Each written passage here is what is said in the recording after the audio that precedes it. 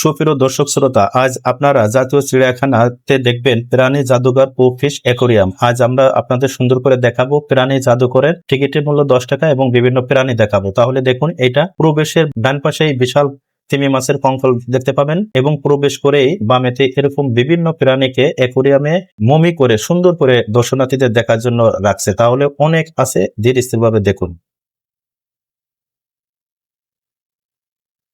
এবং এখানে এই কুমিরটা মৃত কুমিরকে সুন্দর করে মমি করে রাখছে। এখানে সবগুলো কৃত্রিম কিছু নাই, সবগুলো প্রকৃতি থেকে সংগ্রহ করে মৃত অবস্থায় এভাবে সংরক্ষণ করে রাখছে। এখানে অনেক আছে, দেখতে থাকুন।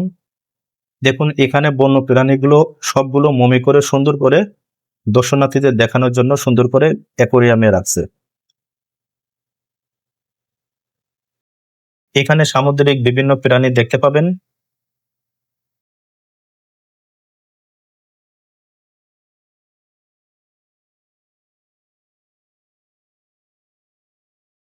এবং এখানে গোকুল সহ, এখানে শিম্পাঞ্জি তার বাচ্চা সহ, এবং এটা জিরাফ।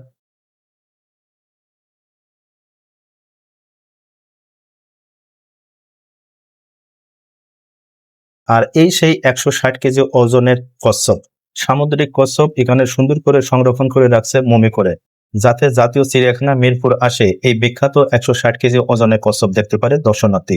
সকলকে ধন্যবাদ।